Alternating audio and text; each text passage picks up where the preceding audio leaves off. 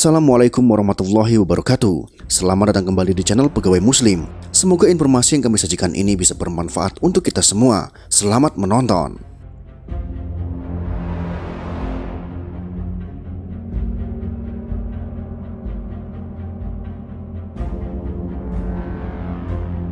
Bumi yang kita pijak saat ini usianya sudah miliaran tahun, sebelum akhirnya dihuni oleh manusia pertama, yakni Nabi Adam alaihissalam. Bumi menurut ahli tafsir sudah ditinggali oleh beberapa makhluk. Makhluk apakah itu? Berikut ini telah Pegawai Muslim rangkum dari berbagai sumber. Mari kita simak videonya.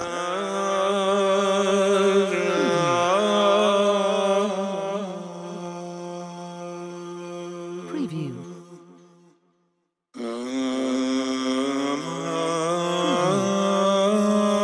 Mengenai penciptaan Adam, mayoritas ulama Islam percaya bahwa Adam dan Hawa telah diciptakan di surga, yang kemudian dipaksa ke bumi setelah mereka memakan buah yang terlarang. Akhirnya, keturunan mereka pun mengisi populasi bumi dan memulai sejarah kehidupan manusia. Menurut para ahli, pada saat bumi berumur 8.000 tahun, keadaan masih kosong. Di sini sudah terdapat banyak biji sawi putih, dan kemudian Allah Subhanahu wa Ta'ala menciptakan seekor unggas yang bernama Tabirunasar. Allah Subhanahu wa Ta'ala berfirman kepadanya, "Hai unggas Tabirunasar, makanlah olehmu biji sawi itu. Apabila habis biji sawi itu, engkau akan kumatikan."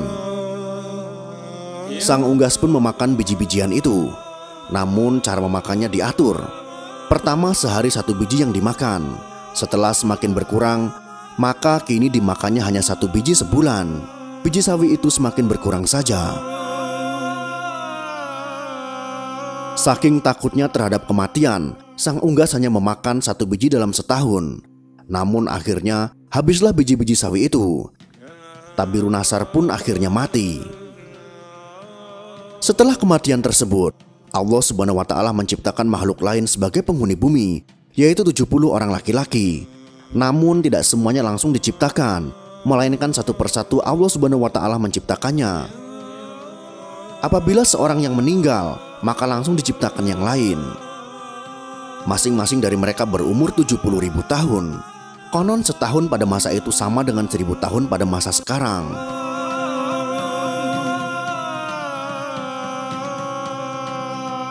Tatkala telah mati 70 lelaki itu, kemudian Allah menciptakan jin.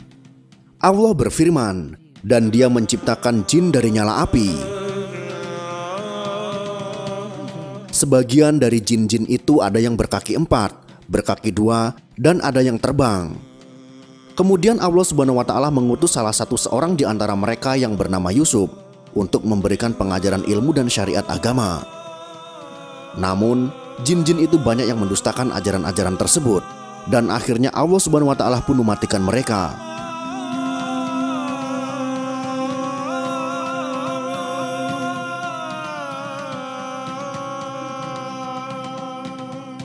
Penghuni bumi berikutnya adalah suatu makhluk yang berpasangan.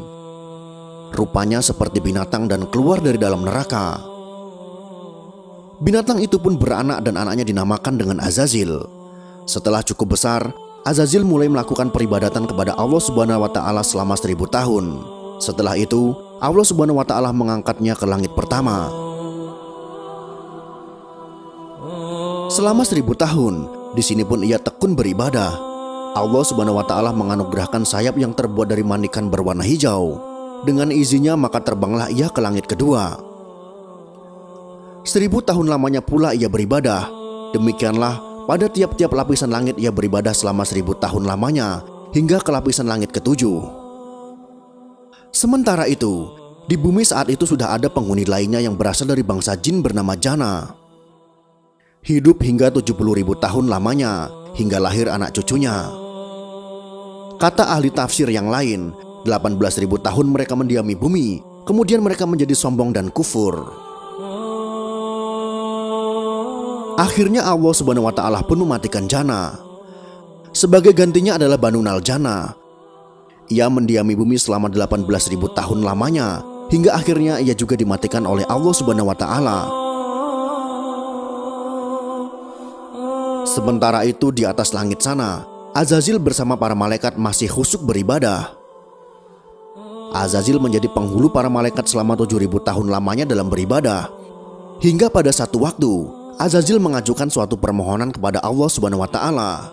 Katanya, "Ya Tuhanku, 7.000 tahun hambamu ini berbuat kebaikan padamu dalam 7 lapis langit ini. Jikalau dianugerahkan olehmu, hambamu mohon hendak turun ke bawah ke langit ke-6, berbuat baik kepadamu. Pergilah engkau," tegas Allah Subhanahu wa Ta'ala.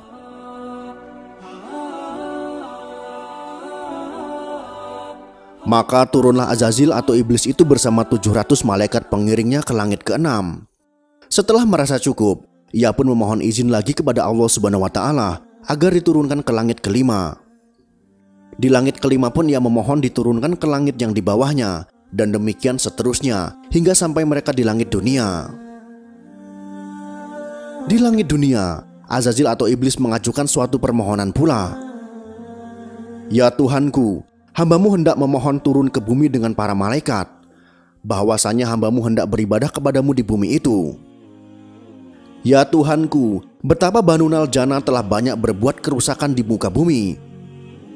Anugerahkanlah atas hambamu ini bersama para malaikat berbuat kebaikan kehadiratmu di muka bumi itu." Allah Subhanahu wa Ta'ala pun mengabulkan permohonan Azazil itu.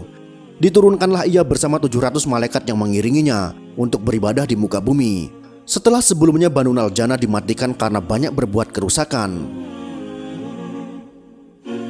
Setelah 8.000 tahun lamanya beribadah, iblis mencoba mengemukakan ungkapan hatinya bahwa di muka bumi inilah ia begitu betah dan tidak ada tempat lain yang membuatnya betah seperti ini. Akhirnya iblis memohon agar selamanya ia berada di muka bumi untuk berbakti kepada Allah Subhanahu wa Ta'ala. Sampai pada satu waktu, Allah Subhanahu wa Ta'ala berhendak menurunkan suatu keterangan kepada Azazil. Firman-Nya, "Ingatlah ketika Tuhan berfirman kepada para malaikat, sesungguhnya aku hendak menjadikan khalifah di muka bumi." Mendengar firman Allah tersebut, iblis menjadi berduka karena perasaan dengkinya. Mereka para malaikat pun bertanya kepada Allah Subhanahu wa Ta'ala mengenai siapa yang akan menjadi khalifah itu. "Adam namanya," jawab Allah Subhanahu wa Ta'ala. Mereka pun berkata, "Mengapa engkau hendak menjadikan khalifah di bumi itu orang yang akan membuat kerusakan padanya? Padahal kami senantiasa bertasbih dengan memuji engkau dan mensucikan engkau." Allah Subhanahu wa Ta'ala berfirman, "Sesungguhnya aku mengetahui apa yang engkau tidak ketahui."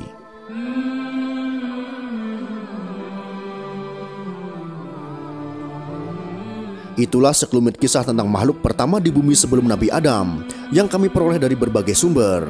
Semoga informasi ini bisa bermanfaat untuk kita semua. Wallahu a'lam bishawab.